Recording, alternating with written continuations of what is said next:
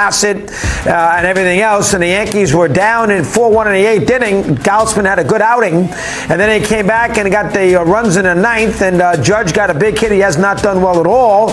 Got a huge hit, and the Yankees end up beating Toronto up in Toronto. It was a good win by the Yanks off that road trip. They had lost that Sunday game in Cleveland and lost 2 straight to start the series in Toronto. They bounced back, win a game yesterday. We keep an eye on that. The Orioles killed the Twins. Orioles, of course, lost 2 out of 3 to Milwaukee in his homestand, and they still have not been swept in a regular season series in about 96 straight, which is really amazing when you think about it. Now, remember, they were swept by Texas in the ALDS, so that kind of takes a little away from it, but it's an interesting stat. Red Sox, they're right around 500. They had to start the year in a road trip. Has not been a great homestand for them. Baltimore walked in there, did a nice job, so we shall see. The Angels, had some success. We'll see how the Red Sox fit. They get a split against the Guardians. Then, of course, Tampa, which has struggled. This, to me, 10-9, their bullpen's been terrible. This, to me, is a Yankee-Oriole race here in the American League East. Now, remember, there's 6 teams that make the playoffs, so the old-time, quote-unquote, pennant race is not as, exciting, just the way it is. With so many teams in the playoffs, it changes a little bit with the dynamic as far as winning the division. I mean, listen, the Braves won the division the last 2 years and got knocked out by their second-place team in their division in a divisional round, and they beat the Phillies by 14 games, a couple years in a row, and then lost the Phillies in the ALDS. So this is not, 1960 when you talk Yankees and Orioles, but still, the Yankees and Orioles, to me, are the cream of the crop. The Orioles, with all those young players, youthful, athletic, now Burns, Rodriguez, top of the rotation. They have a new owner. You'd like to think he'd spend some money. I would think he would in a big spot. I mean, why would he go buy the team and then they had a team in a pennant race and doesn't fortify at the deadline, which they would have to do with their bullpen. But the Orioles are a very fun team. They will play the Yankees the last 3. I got it wrong the other day when I said they played too many games early. They will play the Yankees at Yankee Stadium 3 games in mid to late September. I think it's the 24th, 25th, 26th at Yankee Stadium. That will be a fun series, especially if they're playing for something, and obviously both will be in the playoffs in the American League.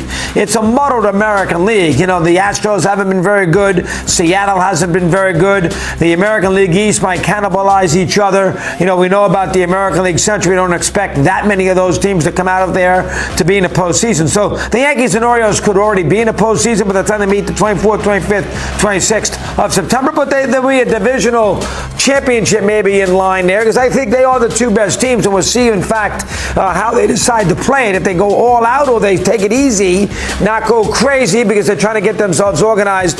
Listen, if you get the best record, you avoid that best of 3. So, I guess they would play it hard. We'll have to wait and see on that. But I do think these 2 teams would be, face-to-face all year long. Tampa's bullpen's been terrible. They got the worst bullpen in the American League right now at 6.23, and Fairbanks, again, has been very shaky. Wasn't good the other day. Toronto's bullpen is the 4th worst in the league, highlighted by yesterday's performance against the Yankees when the Yankees scored runs in the 9th, but their ERA in their bullpen is 5.53. The Red Sox have hit a lot better. Have pitched a lot better than we thought.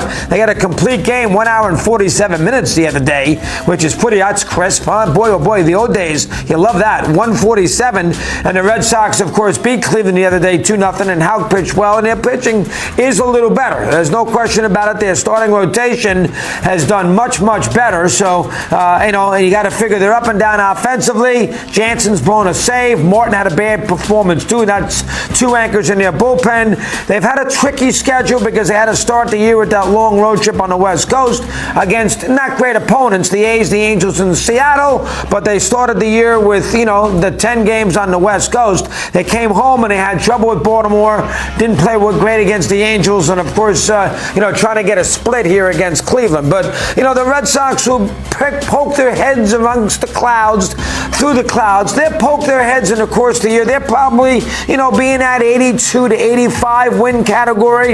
If they're fortunate, that's where they should be. Their pitching is better, so that's why I'm giving them extra couple of wins. And if you're in that spot, you should be in a situation where you can battle for the sixth spot in the American League as far as the postseason is concerned. Toronto's an enigma. It's a strange team, the Blue Jays. You know, some days you love them, some days you say, really? They're only 10-9. You know, they have obviously Guerrero and Bichette anchoring the middle of their lineup. You know, then it's, you know, they play good outfield defense. Their pitching last year was excellent. This year so far good too. But then you look up at the season and you say, oh, they're only 10-9. Really? Maybe it should be a little better than that when you look at their starting rotation. So it's a kind of a weird team, Toronto. They got some scars on them too, loose scar tissue, and we shall see how the Blue Jays, if they can get to that 90-win plateau. They've been a postseason team now last year, and the year before they were pretty good too. So they've been in the mix, but they haven't really jumped through the hoop to really be a 93, 94-win team, which their talent you would think would dictate, and they have obviously plenty of money at the deadline if they wanted to go add some people. Matter of fact, all these teams, I'm assuming the Orioles would do so. Red Sox definitely would. You know, Toronto would. Tampa wouldn't because Tampa plays it a different way. But 4 out of the 5 teams would be in a situation where they would spend extra money at the deadline to add some components. The Yankees could use another pitcher. Yankees, you know, we'll see what they do with LeMahieu when he returns, but they could use another bat. I would think that Torres will not be on the Yankees next year, and he has not played good defense. He's hitting only .208. They moved him out of the leadoff spot, put Volpe up there, and obviously when LeMahieu comes back, they're going to have to figure out how they're going to gerryman that infield. But, you know, with Soto and Judge in the middle of that lineup, and Stanton, of course, hit a big home run yesterday. He's streaky, but we all know he's dangerous. The Yankees' offense will be much better than they were a year ago, when they killed them. If they stay healthy, Cole returns. The Yankees and Orioles, to me, are the 2 best teams, probably maybe in the American League. And when you think about it, now I'm not putting any team in the American League Central, you know, in that high category. The Tigers, Kansas City, Cleveland, no way. And, you know, Houston has been terrible. This got swept by Atlanta. And, of course, we know that Seattle hasn't been great, albeit a sweep against Cincinnati. And I don't think, you know, Texas has been to start. Texas gets reinforcements a little later on with DeGrom, maybe in Scherzer. But the Yankees and Orioles could be the 2 best teams in the American League here about the end of the day. They could fight all year and, you know, obviously over the 162 in the division.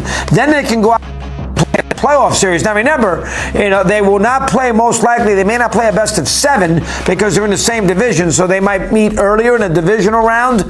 So we got to keep that in mind. But the Yankees and Orioles will be fun to keep an eye on. They will play 4 games in Camden Yards at the end of the month, and then Baltimore will come up to New York and play a 3-game series in June. Yankees will go to Camden again right before the All-Star break on that weekend, and then Baltimore, aforementioned, the 3 games in September at Yankee Stadium. The Orioles only play 9 games against the American League East in the month of September, too. They play a series with the Red Sox in Tampa and the one with the Yankees. So the Orioles and Yankees do not play a lot of games against the division in the month of September, so we keep an eye on that. Bottom line is, though, this is a good division. You got 5 teams over 500. I don't see anybody falling off. You know, Tampa is the team. I'd be a little worried about Tampa. You know, they're not going to be great every year with the way they try to, you know, split the baby in half. They make it very difficult with the finances on their bullpen has to be good because they use a lot of those bullpen arms, and they got a lot of starting pitchers hurt. So that bullpen is imperative to bounce back. Right now, a shaky start.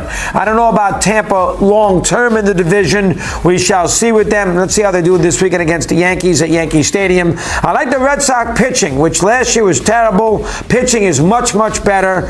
You know, they don't have an ace, but their pitching is better, so that's a plus. And obviously, down the road, they would add, if they had to add there in the at July, they would add plenty of money. But you do like the American League East. You do like the matchups all year long because these are competitive teams. It'd be fun. I don't know how high you're going to get with the W's at the end, probably in the mid-90s, but I do think at the end of the day, the Yankees and the Orioles will rise and be the 2 best teams. That's where we begin on this Thursday program here today on High Heat. We got a lot to do, including a conversation with Miss Rizzo, and Alana joins us now here following the brushback. Alana, take it away. What do you have for me? Go ahead. Hi, Chris. Well, you know what? He may not have been named the ace, but Tanner Houck is pitching like an ace for the Boston Red Sox. He's been tremendous so far, coming off very likely his best start of his career yesterday. Under 2 hours. I mean, it was the fastest game at Fenway in about 14 seasons. He did it in 94 pitches, 69 strikes. It was a 3-hit shutout against the Guardians. The first shutout by a Boston pitcher at Fenway since 2017. I mean, Tanner Houck has a 1.35 ERA right now, and we did not think, at least I certainly did not think going into the season, that the Red Sox pitching was going to be able to withstand the rest of the division, but they're doing it. They have a 1.85 starting pitcher's ERA with Cutter Crawford, Brian Bayou, who of course was the starter as far as opening day was concerned, just signed him to a long-term contract, and he has the highest ERA out of all of them because Tanner Houck is at 1.35, Cutter Crawford is at .42 so far. And then Bayo's at 3.94. Now, Garrett Whitlock and Nick Pivetta on the IL. So that's problematic, of course. Nick Pivetta on the IL with the flexor issue. He had but a .82 ERA prior to hitting the shelf. Garrett Whitlock on the IL with the oblique. An ERA under 2. I mean, this is a heck of a rotation in a division that I did not think the Boston Red Sox were going to really be able to compete long term. Now, time will tell where they're going to end up at the end of the season. But they've had some key injuries to their starting pitching as well. I just mentioned Pivetta, I just mentioned Whitlock, but let's not forget the one real offseason move that they made was Lucas Giolito, and he's on the shelf obviously for the entire season because of Tommy John surgery. The only starting pitcher, and it's a big one, that the New York Yankees don't have right now is Garrett Cole. But once they get him back, I mean, that's obviously a massive boost to the Yankees starting rotation. But look at the injuries that Tampa Bay has had to deal with as far as the starting staff is concerned. Shane McClanahan, Shane Baz, Jeffrey Springs, Drew Rasmussen, Taj Bradley. I mean, that's a huge amount of guys on the IL for Tampa Bay. And all three of those teams, when you think about the Red Sox, you think about Tampa Bay, there's 3 teams right now tied at 10-9. I did not think the Red Sox would be in the mix. So I'm just saying, let's give the Red Sox a little bit of credit for starting out the season probably a lot better than most people would have given them credit for. We knew the Yankees were going to be good. We knew the Yankees were going to be better this year than they were last year. Tampa Bay, for whatever reason, is a perennial contender. We knew the Orioles were going to be good, coming off a 101 win season last year. I just think that the Red Sox deserve a little bit more credit so far, 19, 20 games into the season, than we've given them credit for. Tom Caron's coming on the show in a little bit to talk about, the fact that they are 10-9, I think the biggest hole, Chris, and I would imagine that you would agree, the biggest hole for the Red Sox right now is how they are going to replace Trevor Story at the shortstop position. I mean, that is a huge blow to lose Trevor for the entire season, and they seem to try to be mixing and matching guys there, but it's very hard to replace what Trevor Story can bring you. Yeah, they got hurt 2 years in a row with him, and he hasn't really had a chance to play, and they lost him early in the year, 100%. But they have pitched much better. Last year, their pitching was awful. Starting pitching is much better. Good job with Alana. Tom, of course, joins her in a little bit. I'll talk to Ron Darling next on this busy program on this Thursday. Beat their nemesis for a change, and have put themselves in a good spot at 10-8. I'll ask Mr. Darling about Whitey Herzog later in this interview, but we'll start with New York. Ronnie, nice to talk. How are you today? Great, okay. Chris. Thanks for having me on. You got it. And the Mets are playing well. I mean, Alonso's home run there against Detroit in that second game got him going. Good series in Cincinnati and very significant in Atlanta. Gave them some confidence. They never beat the Braves. They have the one rain out, but they win a rubber game. They score 16 runs. I think that spearheads. That's the highlight of these last 3 series that they have won. Let's discuss. Yeah, I think you're right. I think it's kind of the turning point. Whenever they go into Atlanta and can be the better team in that series, that's always a big plus. This has been an interesting team. When you play in New York, you know what comes with it. When you start 0-5, the season's over, and then you kind of figure out what you're going to do. I don't really like to judge teams until they played 40 or 50 games, but they've been a pleasure to watch the last 13. They've won 10 of those. It's an interesting team. It's a sum of their parts kind of team. They've gotten some good starting pitching, but the bullpen has been excellent. Their players and their everyday players have been good, but they haven't been great. But their players off the bench have really helped. So it's really a sum of the parts, and it's been fun to watch. And I like the fact that Beatty's done a nice job. He's hit and he's played good defense at third base. I think that's very significant to get this year down the road. I think the Mets would like to come out of the year thinking that Alvarez and Beatty are two linchpins for a good 5 or 6 year run at those two positions. And Beatty, so far, so good. Ronnie, thoughts there? You know, Chris, that's a good point. I think what happens a lot of times with young players is, they come up and they don't want to rock the boat and they don't want to, act like and show the emotion that they have. And Beatty, I think he had a big home run off the bench against Milner of the Milwaukee Brewers. On first pitch, hit a home run, really got the Mets back in the game. Since that time, I think whether it's the confidence, whether it's playing with more emotion, whether it's defense, defensively he's gotten much better. That can sometimes help your offense. But all around, Beatty's been really good. And, that's one of those boxes they had to check. Can Alvarez and can Beatty play at a high level? And so far, so good. Lindor's not hitting. I know he always plays good defense. He's got presence. Hasn't hit a lot. What's up with him? What can you tell me? Well, from the right side of the plate against left-handers, no discernible difference. He's been great.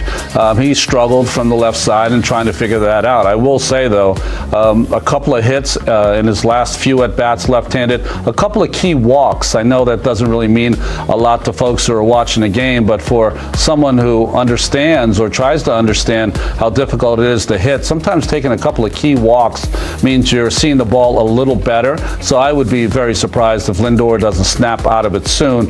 And, he's one of the great players we have in the game. At some point, he'll figure it out and he'll be, your 30-30 guy. Good to see Ottavino. It's amazing about relievers. One year they can't get anybody out. He was one of them last year, and now all of a sudden he's been lights out after he almost had to come back, with a penny in hand. Hey, bring me back. And he's done an excellent job in that bullpen with Diaz. Give me your thoughts there. The bullpens can be so fungible, right? But Adam Ottavino has pitched in over 600 games. He knows what he's doing. But I will tell you, he's come back with a couple of new weapons this offseason and has been using them. Change-up. I've seen a lot of more backdoor sliders, which I haven't seen in the past. 12 strikeouts in 7 innings. He's been unbelievable. Brooks Raley, the left-hander you don't hear a lot about, he's been great in all 61 of his games going back to last year for the Mets. And Reed Garrett has been the biggest surprise. This is a guy talking about bullpens and how fungible they can be. DFA 3 times, playing in Japan for a couple of years. Didn't even make this team's opening day roster, and he might be their most valuable reliever in the first couple of weeks. A lot of strikeouts for Garrett. Right-hander has done an excellent job, 100%. Is this a nice little April streak against, let's face it, Kansas City and Milwaukee? I know Atlanta, but Kansas City, Milwaukee, and the Pirates. It's not the 27 Yankees by any stretch of the imagination, so I got to take it with a grain of salt. Or is this a scenario now that can be maintained and they can be right in the mix there? Maybe not with the Braves, but with everybody else. Phillies, Arizona down the road. Can they be with everybody else as far as the NL is concerned at the end of the year? What's strange, Chris, is that even though those teams are maybe up and coming and they haven't played well in the past, their one-loss record now, the Mets have played the most difficult schedule of all the National League East teams.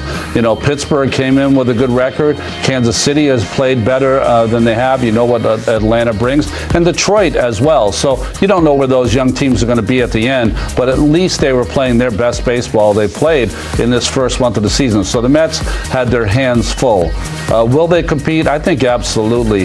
When I look at this ball club, I think they can score runs in a lot of different ways than they did before, when maybe the home run was the best way for them to score.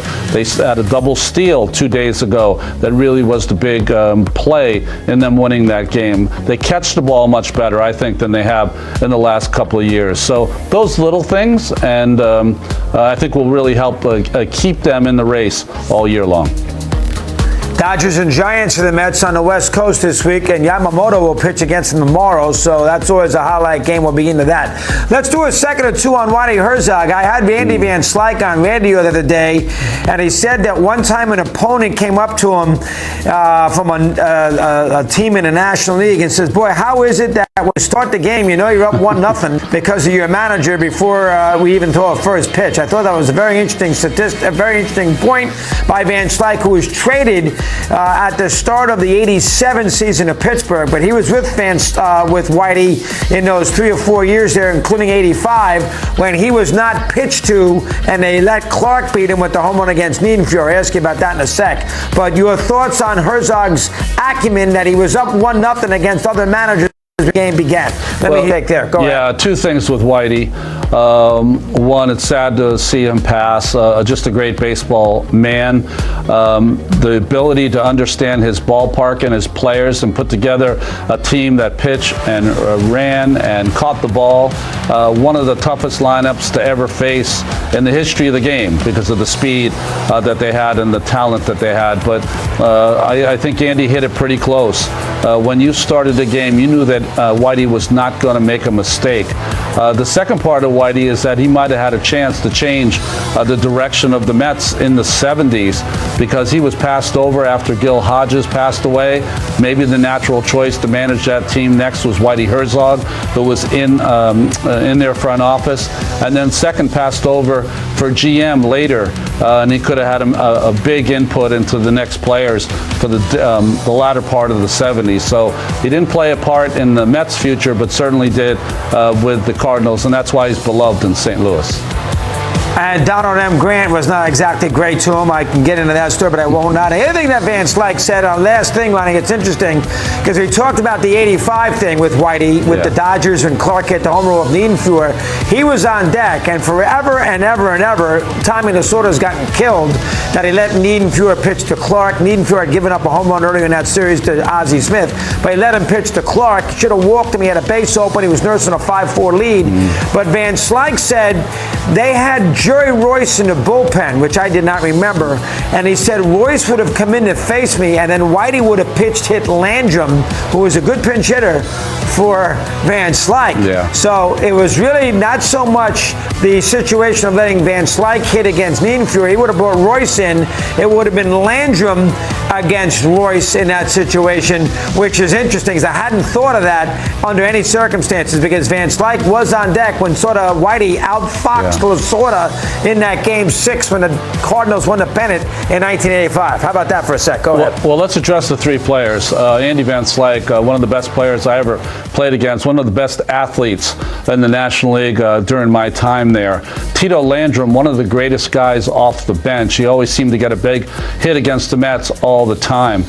Jerry Royce against Van Slyke or Landrum always would have been the play because if you remember in '85, there were maybe 2 or 3 hitters in all of baseball you did not want to face with runners on base. Jack Clark was one of those guys. He just had a magical year that year coming over from San Francisco. And I know having faced him numerous times in those situations, anytime Jack came up, it was not a good matchup for any pitcher in the National League. Yeah, Clark was a very Ronnie hit it, a very dangerous offensive player. Number 22, my old Giant buddy. Out to beautiful historic Fenway Park. The Boston Red Sox are looking to earn a series split this afternoon at Fenway against the Cleveland Guardians. It's the 4th game of a 4-game set at Fenway. Tom Caron does a tremendous job covering the pre- and post-game show for the Red Sox on NESN, longtime NESN anchor and host. And joining us now from Fenway, Tom, I tell you what, thank you, Tanner Houck. I have not seen a game that quickly in quite some time. He did it with efficiency, and you were telling me earlier he wasn't even quite sure how fast he was pitching. Yeah, Alana, there's only one clock here at Fenway Park, and it's over the pitcher's left shoulder, way out in right field. Tanner Houck said he never looked at it. So when the game was over, he was in the clubhouse. He was telling reporters today that he looked down at his phone and thought his phone was frozen or broken or something. He had no idea. It wasn't even 10 o'clock yet. He said something's wrong here. He had no idea.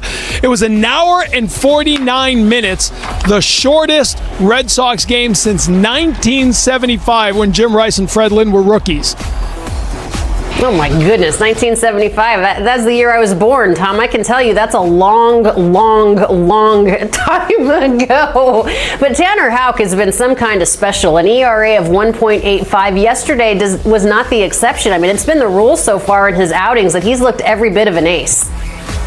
Yeah, he really has. He's been so good. And, Andrew Bailey's a new pitching coach, came from San Francisco. And one of the things they really stressed with this entire pitching staff at spring training was to minimize four-seamed fastball usage. Use your breaking stuff. Use the sweeper. Go east-west. And that doesn't work for everyone, but it works for Tanner Houck because that's always the way he's pitched. So they've really been able to harness his natural stuff. Last night, he threw the slider nearly 40% of the time and had an 86.5% strike rate with it. So that thing was moving. It was in the strike zone, and Guardians hitters had no choice but to swing at it, and mostly they struck out.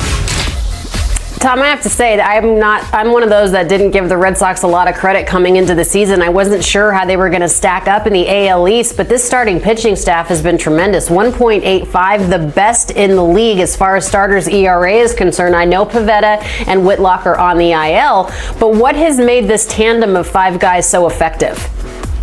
Yeah, it's just what I mentioned before. It's really been a complete overhaul of the infrastructure they've put together here. Craig Breslow, the new chief baseball officer, was a relief pitcher here, won a World Series with the Red Sox. Andrew Bailey, he brings in, pitched here for the Red Sox, part of a World Series championship team. Justin Willard comes in as director of pitching from Minnesota. Now, that's all well and good. Those guys aren't pitching. It's the pitchers who have to execute, but they have embraced the philosophy of use the slider, use the sweeper, use east and west, command both sides of the plate.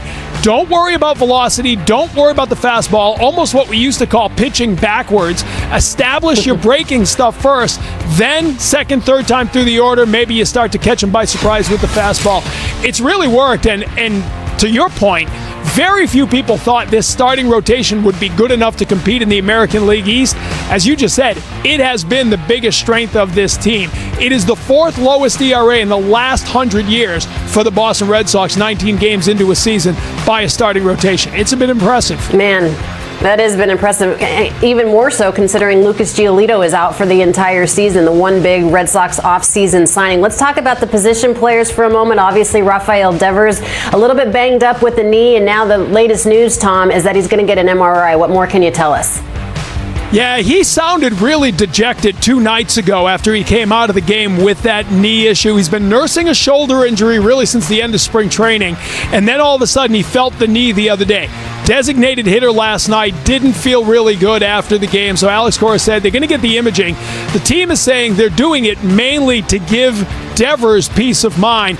He's the face of the franchise. He's the guy they need healthy and hitting, and he had such a good spring training. He had really changed his handset and his approach at the plate, his setup and load, all of that to try to go to the opposite field more often. He had gone a 3-month stretch last year without a single opposite field home run, and that's unheard of for a left-handed hitter here at Fenway Park. So it was noteworthy. The first week of spring training down in Fort Myers, he had 2 opposite field home runs. He was feeling great. He was looking good.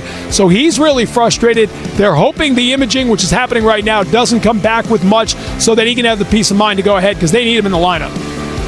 No question about it. They need Tyler O'Neill in the lineup as well. And after he and Devers had that scary collision on Monday, he ended up getting 8 stitches there in the forehead. It doesn't look like he's in the lineup today. I thought he might be. What's the latest with him?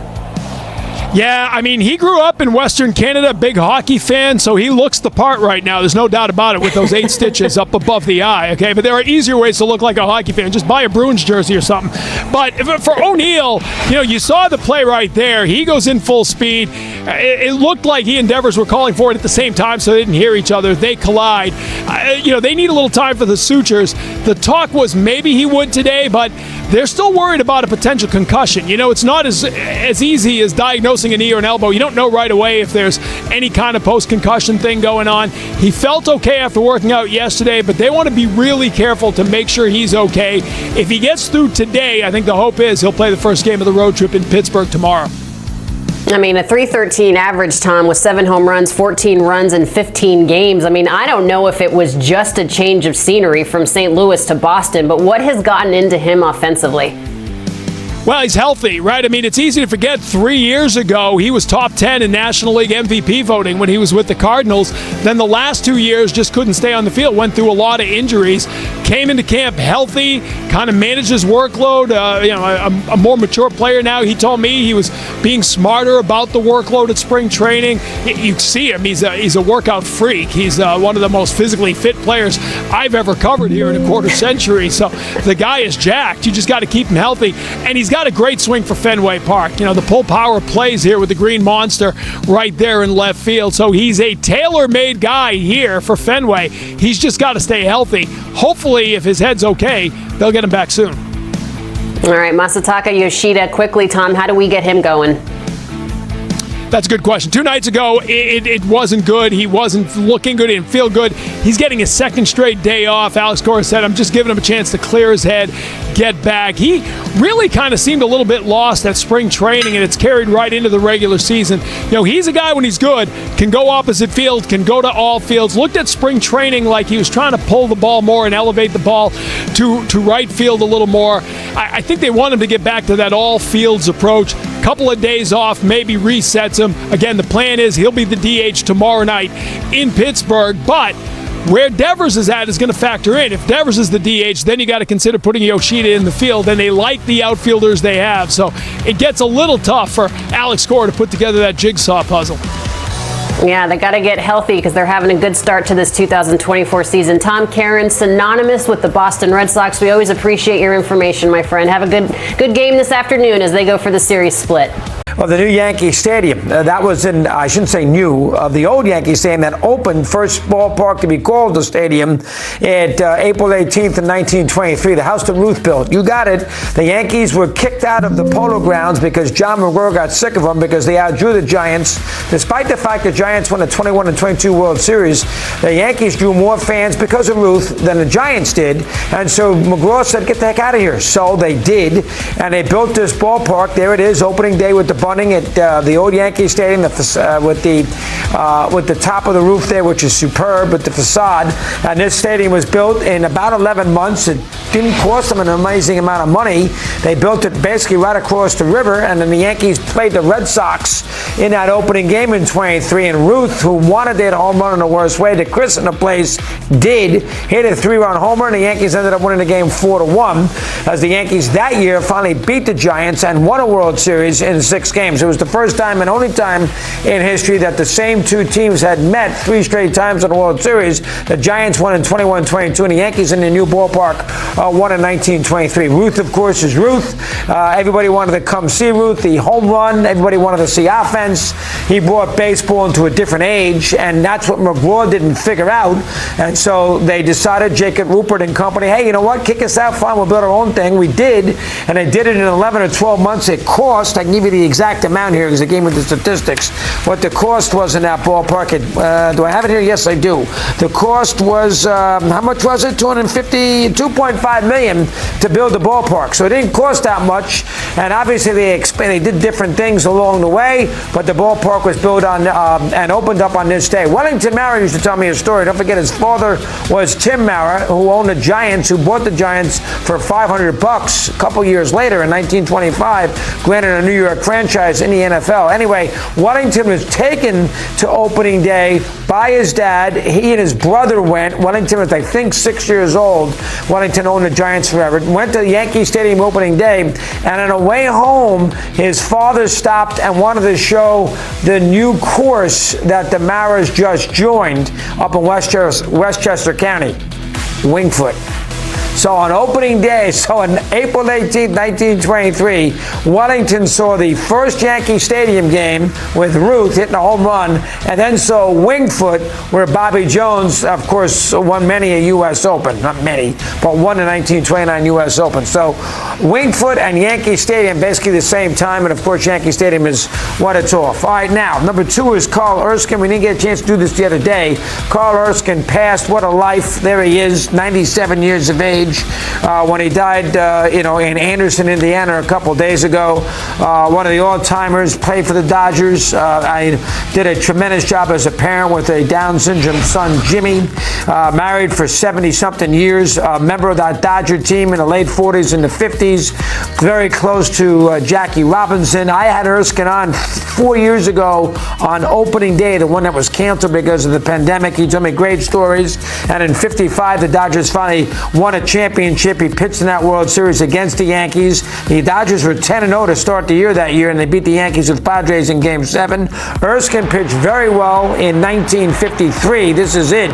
That's Gil Hodges. There's the catch out in left field. And in 1953, that's the 55 World Series, there's Padres.